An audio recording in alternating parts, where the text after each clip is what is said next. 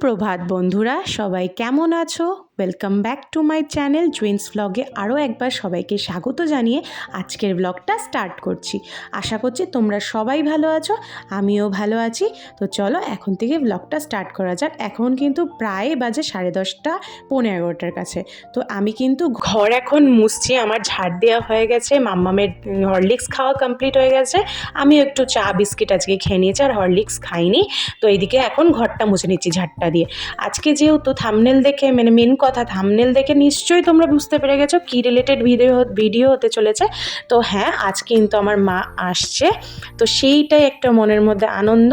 আর ভাবছি তাড়াতাড়ি করে কাজ টাজ করে নিই, তাহলে কী হবে, মা আসলে অনেকক্ষণ গল্প করতে পারবো। মা তো আর বেশি দিনের জন্য থাকবে না। তো মা বলছিল যে এবার চ আমার সাথে, আমি তোদেরকে নিয়ে যাই। তো আমি গেলাম না, মানে যাব না ভেবেইছি। এখন দেখা যাক, মা আসুক তারপরে ভাববো যাবো কি যাবো না। তো চলো বন্ধুরা, পুরো ভিডিওটা দেখতে থাকো, আশা করছি তোমাদের ভালো লাগবে। আর স্কিপ না করে পুরো ভিডিওটা দেখো, কি কি আছে ভিডিওটার মধ্যে, কি বলেছি আমি, কি না বলেছি, কি ভুল আছে কি ভুল নেই। আর যারা নতুন আমার ভিডিওটা দেখছো, আজকে ভিউজ করছো, অবশ্যই চ্যানেলটাকে সাবস্ক্রাইব করে যেও।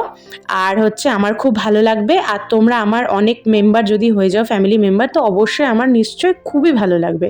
তো বন্ধুরা চলো দেখতে থাকো ভিডিওটা। তো এখন দেখো, আমি কিন্তু ঘরটা ভালো করে মুছে নেওয়া কমপ্লিট হয়ে গিয়েছে। আর আজকে না মেজদি আর মেজদা যাবে একটু ঘুরতে মেজদার বন্ধুদের সাথে। তো তার জন্যই কিন্তু মেজদি ভাই একটা সুন্দর লাল টুকটুকে কুর্তি পরে নিয়েছে। আর ওদের গাড়িটাও চলে এসছে, যেহেতু অনেকটা দূরে যাবে বাচ্চা ঠাচ্চা নিয়ে, তার জন্য গাড়ি করে যাচ্ছে। তো ফাইনালি এবার দিদিভাইরা রওনা দেবে। আর এদিকে দেখো আদি আর বর্দি ভাই, আমি সব জালনা দিয়ে ওদেরকে সিইউ করছি। আর এদিকে মাম্মাম আর মাম্মামের ছোটো ঠাম্মা কিন্তু ওদেরকে কাছাকাছি গিয়ে সিইউ করে এসছে, টাটা বাই বাই করে এসছে। মাম্মাম বলছে ভাই তুই সাবধানে যাস, আর ওকে বলেছি কি ওর ভাই ডক্টরের কাছে আছে, না হলে তো কাঁদবে। তারপরে আমি একটু গেছিলাম রান্নাঘরে, আর উনি দেখো মহারানী জল নিয়েছে গ্লাসে, নিয়ে ওয়ার্ড্রপের উপরে উঠে দেখছে কি কি আছে। এত দুষ্টু হয়েছে। তো জলটা পড়ে যাবে বকা দিয়েছি, আবার নেমে গেছে।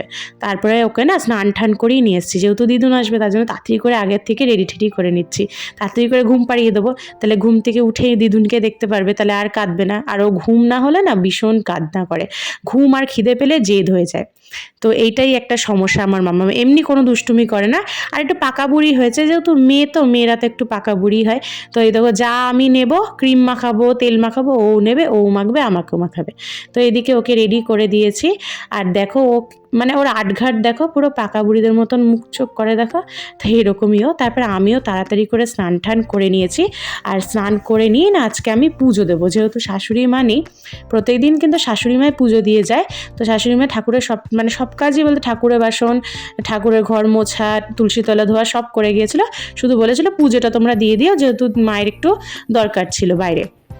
তো প্রথমে জানতাম দরকারে গেছে, তারপরে বাড়ি যখন আসলো তখন শুনলাম উনি পিকনিকে গেছে, বলে যায়নি আমাদের পিকনিকে গেছে। তো যাই হোক, মাও একটু মজা করে, ভালো লাগে এটাই। কারণ সবসময় তো আমাদের সম্ভব হয় না যে শাশুড়ি মাকে সঙ্গে করে নিয়ে যাই, কেন সবসময় কাপল পিকনিক হলেও তো নিয়ে যাওয়া যায় না ওখানে।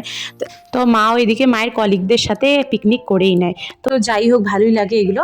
তো দেখো আমি এখন পুজো দেবো। তো আর আজকে হচ্ছে বৃহস্পতিবার, সেই জন্য দেখো ঠাকুরের সমস্ত কিছুই আমি যখনই পুজো দিই না, এটা শুধু বৃহস্পতিবার বলে না, আমি প্রত্যেকটা দিনই যখন পুজো দিই তখন চেষ্টা করি ঠাকুরের স্নান করার পর ঠাকুরের মন্দিরটা ভালো করে পুছে দিই।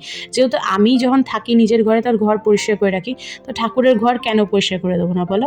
উনি তো আমার কর্তা ধর্তা বিধাতা, সেই জন্য। তো আজকে বৃহস্পতিবার যেহেতু দেখো ঘট বসালাম। তো ঘট বসিয়ে দেওয়ার পর এই যে পুজো কমপ্লিট করছি, আরতি করার পর পুজো কমপ্লিট করেই না এদিকে মাম্মামকে খেতে দেবো। মাম্মামকে আগে খাইয়ে যায়নি, বিকজ একটু দেরি করে ভাত খেয়েছিল বলে ভাবলাম মাম্মামকে পরেই ভাতটা খাওয়াবো। তো খাওয়াতে খাওয়াতে এত দেরি হয়ে গেছে, প্রায় 3টে বেজে গেছিলো পুজো দিতে দিতে। তো এদিকে মাম্মামকে খাওয়াতে বসে গেছি। আর এই খাওয়াতে খাওয়াতে এসেছি বিশাল জোরে ঝড়। কোনো রকমে আমি আর বর্দি ভাই তাড়াতাড়ি করে চোখ বন্ধ করে জামা কাপড় তুলে নিয়ে আসার পরই ঝমঝম করে এরকম বৃষ্টি নেমে গেল। আর আমি তো ভাবতে আরম্ভ করে দিয়েছি মা মনে হয় ভিজে যাবে, আমার মা। তো পরে শুনলাম মাকে ফোন করে যে মা তখনও ভেজেনি, কিন্তু দেখো বৃষ্টি এত বৃষ্টি, কাদা, সেকেন্ডের মধ্যে কাদা হয়ে গেছিলো। তারপরে দেখো মা কিন্তু আমরা শুয়েছিলাম, খেয়ে দিয়ে মা আমি শুয়েছিলাম, মা হঠাৎ করে সারপ্রাইজের মতন চলে আসলো। তাই আমি বলছি তুমি চলে আসলে, বললে না তো জুই আমি নেবেছি।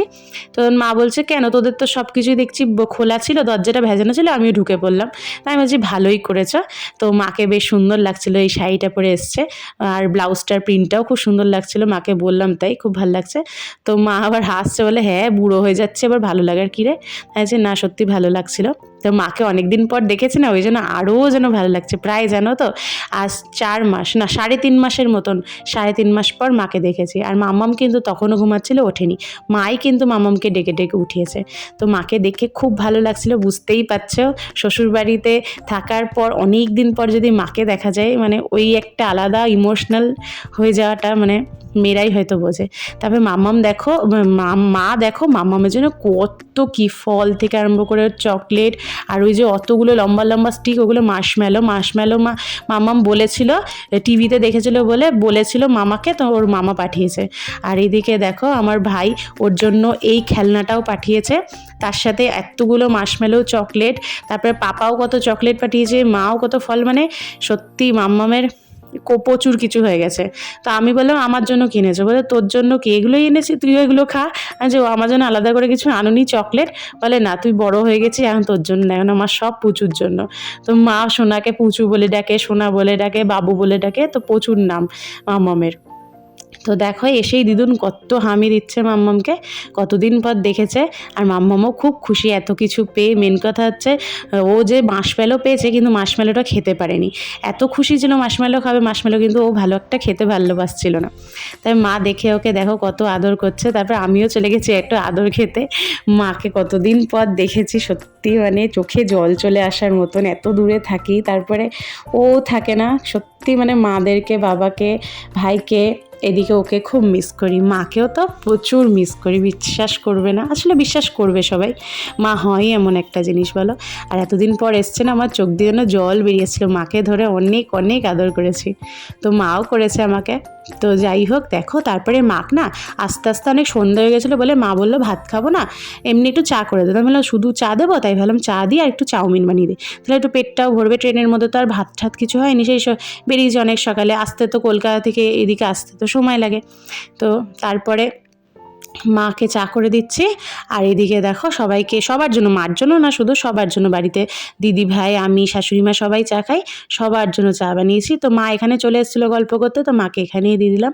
তারপরে এই যে এদিকে আমি আর কথা বলছি, আর ওইদিকে কিন্তু আমার চাউমিনের আলুগুলো সেদ্ধ হচ্ছে। তো এইদিকে চাউমিনটা ভালো করে মশলা টশলা দিয়ে বানিলাম, আমি একটু চাউ মশলা দিলাম, নতুন দেখছিলাম এদিকে দোকানে একটা চাউ মশলা, জানি চাউ মশলা অনেক দিন আগে থেকে পাওয়া যায়, আমি এখানে ম্যাগি মশলা দিই, কিন্তু চাউ মশলাটা ম্যাগি মশলা দুটো দেওয়ার পর না টেস্টটা যেন আরও ভালো হয়ে গেছিলো। আমি তো চাউমিন খুব একটা ভালোবাসি না, আর মাম্মাম বললো খাবে না, যেহেতু দেরি করে ভাত খেয়েছে, তার জন্য আমি বড়দি ভাইকে আর মায়ের জন্যই নিয়েছি।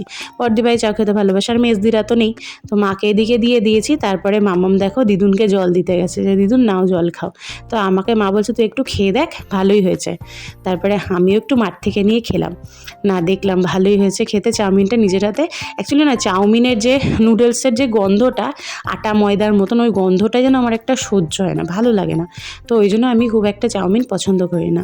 তো আর এই দেখো ঘুম থেকে উঠে চলে এসছে আরেকজন টাকলু, ও আরম্ভ করেছে চাউ খাওয়া, দেখেই বলছে দে দে, ও তখন আরম্ভ করে চাউ খাওয়া, দে মা আবার চাউ দিল ওকে। তবে মায়ের থেকে আমি আবার পরে একটু খেয়েছিলাম, বিকজ আমার খুব একটা ভালো লেগে গেছিলো, ওইটুকুনি ভালো লাগে, আমি যদি থালা ভরে নিয়ে আসি খেতে আর পারবো না, খাওয়ার পরে যেন কেমন একটা করে। তো আমি যখন খাচ্ছিলাম তখন আর একজন চলে এসছে, দে দে, ওকে একটু দিলাম তখন আবার। তারপরে দেখো এদিকে মাকে না আমরা 3 বউ মিলে সালোয়ার বানাতে দিয়েছিলাম, যেহেতু আমার মা কাটিং জানে, ব্লাউজ, সালোয়ার, শাড়ির পারপিক ওগুলো সব করতে পারে, তো মাকে দিয়েছিলাম। আমার অ্যাকচুয়ালি আমারগুলো অনেকগুলো বানিয়েছিলাম, সেগুলো দিদিভাইদের দেখে পছন্দ হয়েছে, তাই দিদিভাইরাও বানাতে দিয়েছে, তো ভালোই বানিয়েছিল, কিন্তু একটু ফিট মানে টাইট হয়ে গেছে, ঢিলা করতে দিল দিদিভাইরা।